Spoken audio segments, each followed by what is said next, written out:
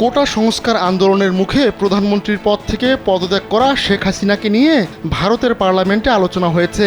দেশটির পার্লামেন্টে দাঁড়িয়ে শেখ হাসিনার বিষয়ে বক্তব্য দেন ভারতের পররাষ্ট্রমন্ত্রী এস জয়শঙ্কর। সেখানে তিনি বলেন, শেখ হাসিনা ভারতে রয়েছেন আর তাকে সব ধরনের সহায়তার প্রস্তাব দিয়েছে কেন্দ্রীয় সরকার।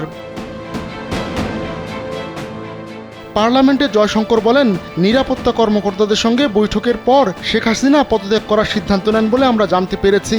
খুব অল্প সময়ের নোটিশে ভারতে আসার আবেদন করেছিলেন শেখ হাসিনা। ভারত সেই অনুমতি দেওয়ার পর সোমবার সন্ধ্যার দিকে দিল্লির কাছে একটি বিমান ঘাঁটিতে অবতরণ করে শেখ হাসিনাকে বহনকারী উড়োজাহাজ। এর আগে প্রতিবেশী দেশ বাংলাদেশের পরিস্থিতি নিয়ে সর্বদলীয় বৈঠক করেন জয়শঙ্কর। খামেরা তো দাগ হয় কিভাবে? এই যে ভাবি, দাগও যাবে রাগও যাবে, নিন চাকা সুপার হোয়াইট। সেখানে তিনি জানান, বাংলাদেশ সেনাবাহিনীর সঙ্গে যোগাযোগ রাখছে ভারত সরকার। সরকার সঠিক সময় বেছে নিয়ে সে অনুযায়ী উপযুক্ত পদক্ষেপ নেবে।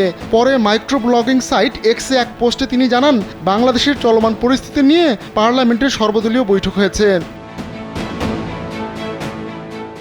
বার্তা সংস্থা এএনআই-এর বরাতে ভারতীয় সংবাদ মাধ্যম লাইভ মিন্ট জানিয়েছে, বাংলাদেশে 20,000 ভারতীয় নাগরিক রয়েছেন। এখন পর্যন্ত 8,000 ভারতীয় নিজ দেশে ফিরে এসেছেন। সর্বদলীয় বৈঠকে জয়শঙ্কর জানান, ভারতের সরকার বাংলাদেশে থাকা দেশটির নাগরিকদের সঙ্গে যোগাযোগ রক্ষা করে চলছে। পাশাপাশি বাংলাদেশে অবস্থিত ভারতীয় হাইকমিশনের সঙ্গেও যোগাযোগ চলমান রয়েছে।